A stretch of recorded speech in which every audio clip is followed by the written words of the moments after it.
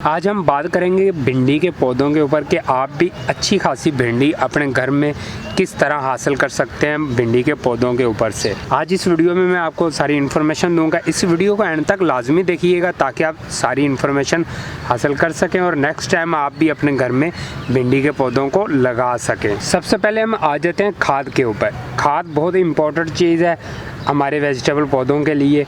खाद का होना बहुत ज़रूरी है ताकि हमें अच्छी किस्म की वेजिटेबल मिल सके। ऑर्गेनिक तरीके में अगर आप लगाना चाह रहे हैं भिंडी के पौधों को, आपने ये दो काम करने हैं। एक, भिंडी के बीज भी आपने खुद सेव करने हैं अपने घर में। वो कैसे करने मैं आपको बताता हूँ। अभी आप जो बीज लेके आए मार्केट में उसको आपने लगा दिया है। लगाने की वीडियो मैंने ऑलरेडी अपलोड की हुई है, उसका लिंक मैं इस वीडियो के एंड पे दे दूँगा। वो सीडलिंग से लेकर सीड्स के जर्मिनेट तक वो वीडियो बनी हुई है, उस वीडियो को लाजमी वॉच कीजिएगा। जब हम उन पौधों को लगा लेते हैं तो हमारे पौधे बड़े हो जाते हैं और इस तरह इनके ऊपर भिंडी लगना शुरू हो जाती है। तो जब ये भिंडी खुश्क हो जाए, इसको आप काटे ना, ये थोड़ा सा बड़े साइज़ की जब भिंडी हो जाएगी खुद ही ये खुश्क पौधे के ऊपर हो जाएगी। जब ये फुल खुश्क हो जाएगी तब आपने भिंडी को उतार लेना और उसके बीज आपने सेव कर लेने हैं। वो प्योर ऑर्गेनिक सीड्स होंगे आपके घर के तैयार शुदा। तो नेक्स्ट टाइम जब आप लगाएंगे तो आपको कोई भी मसला मसाइल नहीं आएगा भिंडी के पौधों के ऊपर। दूसरा अभी बात आती है कि खाद की।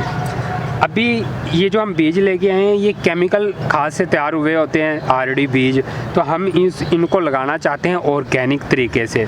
तो ऑर्गेनिक तरीके में इसलिए थोड़ा सा साइज़ में फ़र्क आ जाता है जब हम लगाते हैं, और पौधे में भी काफ़ी फ़र्क आ जाता है क्योंकि हम ऑर्गेनिक लगा रहे होते हैं। गाय का गोबर डालते हैं, कंपोस्ट डालते हैं, गड़ी सली चीज़ें के जो उसका पानी बनाते हैं वो डालते हैं, लिक्विड फर्टिलाइज़र वगैरह बनाकर डालते हैं। तो उससे हम अपने पौधों की ग्रोथ करवाते हैं। हम चाहते हैं कि फुली ऑर्गेनिक पौधे हों। ये फुली ऑर्गेनिक भिंडी है। इसमें खाद कौन सी मैंने दी थी? खाद यही गाय का गोबर मट्टी के अंदर मैंने मिक्स किया था जब पौधे लगाने से पहले। क्यारी के अंदर अच्छा खासा गाय का गोबर मैंने मिक्स किया था। और गाय का गोबर वो वाला आप इस्तेमाल करें जो गला सड़ा हो, जो 1 साल से 1.5 साल का पुराना गाय का गोबर वो वाला आप इस्तेमाल करें, उससे आपको अच्छा रिजल्ट मिलेगा। अगर आपको वो नहीं मिलता तो बहुत ईजी तरीका है कि गाय के गोबर को किसी भी बास्केट पॉट वगैरह के अंदर डालें, उसके अंदर पानी डाल दें, 3-4 दिन उसको भीगा रहने दें और वो पानी आप अपने पौधों के लिए इस्तेमाल करें। वेस्ट बचेगा उसको निकाल के एक दफ़ा ड्राई कर लें,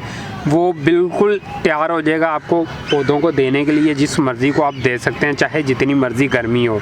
अभी फुल गर्मी है, मई का मंथ चल रहा है, तो फिर भी गाय के गोबर का मैं पानी दे रहा हूँ इनको, और गाय का गोबर भी इसके मट्टी के अंदर मिक्स किया हुआ है। तो मेरे पौधों की ग्रोथ अच्छी है, बुरी नहीं है, बहुत अच्छी है। इसके अलावा कंपोस्ट का तरीका है। कंपोस्ट थोड़ी सी कॉस्टली मिलती है, अगर वो आप लेके आ सकते हैं तो वो लाजमी अपने पौधों को डालें। और ये डालनी कब है आपने, हर 8 से 10 दिन के दरमियान आपने एक दफ़ा गोडी डालनी है पौधों को। किसी भी नुकीली चीज़ से आसा मट्टी की ऊपर से गोडी कर देनी है, मतलब मट्टी को नरम कर देना है। तो फिर इसके अंदर आपने गाय के गोबर को मिक्स कर देना है। और सेम इसी तरह कंपोस्ट भी आप ऐड करेंगे। अगर लिक्विड फर्टिलाइज़र है तो वो भी आप डालेंगे, वो भी आपने 10-12 दिन का डिले डालकर फिर अपने पौधों को देना है।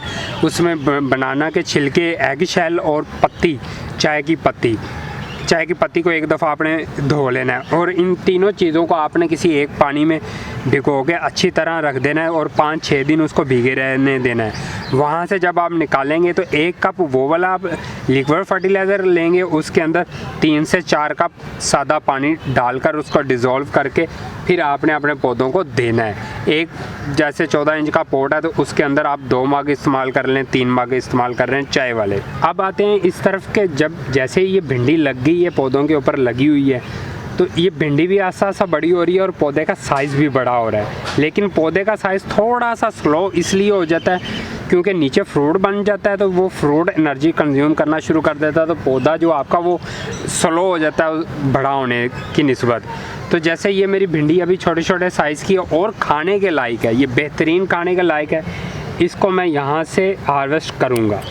इसको क्यों कर रहा हूँ वो मैं आपको बताता हूँ। जब ये निकाल लूँगा तो सारी एनर्जी पौधे को मिलेगी और पौधा जो हमारा मज़ीद ऊपर की तरफ बड़ा होना शुरू हो जाएगा और मज़ीद आपको भिंडियाँ मिलेंगी और काफ़ी मिकदार में भिंडियाँ मिलेंगी।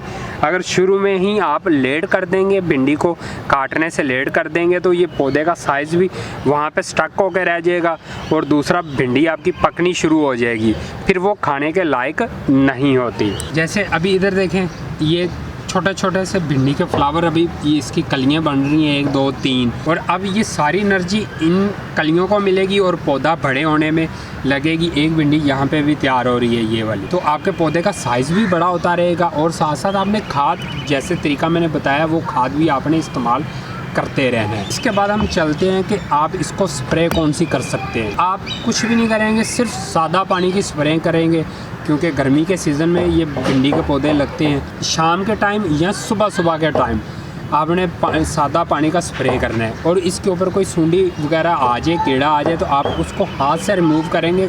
उसके लिए किसी किस्म की आपको स्प्रे बनाने की ज़रूरत नहीं है। ज़्यादातर मैं कोशिश करता हूँ कि मैं व्यूअर्स के साथ स्प्रे का आइडिया ना शेयर करूँ, क्योंकि हम घर में जो वेजिटेबल पौधे लगाते हैं वो कम मिकदार में होते हैं, इतने ज़्यादा नहीं होते, तो हाथ से ही हम उनकी सफाई कर सकते हैं। तो स्प्रे से जितना परहेज़ किया जाए उतना ही अच्छा है। अगर फिर भी आपके पौधों को कोई मसला आ रहा है तो 2 चुटकी सर्फ आप इस्तेमाल करेंगे 1.5 लीटर पानी के अंदर, और उसके अंदर 2 से 3 कूटी सब्ज़ मिर्चों का पानी इस्तेमाल करेंगे, उसका आप स्प्रे करेंगे अच्छे तरीके से, और वो स्प्रे आपने हर दूसरे तीसरे दिन इस्तेमाल करना है। इसके बाद हम बात कर लेते हैं कि इसकी सीडलिंग कब कर सकते हैं हम, इसका मौसम कौन सा है।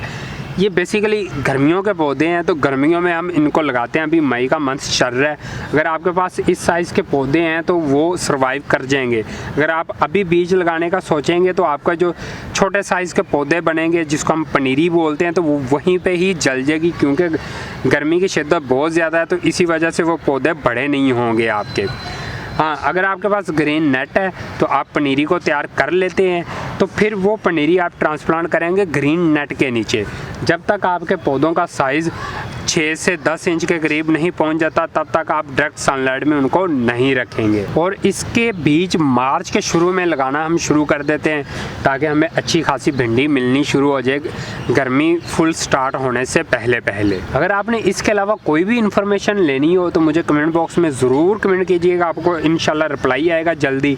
और अगर आप अपने पौधों की पिक्चर्स वगैरह मुझे दिखाना चाह रहे हैं और मसला हल करवाना चाह रहे हैं, तो इंशाल्लाह आपका मसला हल हो जाएगा। आप उस पिक्चर्स को मेरे इंस्टाग्राम पे आके मुझे फॉलो करें और वहाँ पे आप मुझे वो पिक्चर्स सेंड करें, तो वहाँ पे पिक्चर्स वगैरह मैं देख के आपके गार्डन्स की, आपके पौधों की, तो आपको अच्छी इन्फॉर्मेशन दे सकूँगा। तो उसके लिए लिंक डिस्क्रिप्शन बॉक्स में आपको मिल जाएगा इंस्टाग्राम का, तो वहाँ पे आप मुझे ज़रूर फॉलो कीजिएगा। इसी के साथ मिलते हैं नेक्स्ट वीडियो के साथ, नेक्स्ट इन्फॉर्मेशन के साथ। तब तक के लिए अल्लाह हाफिज़, बाय बाय।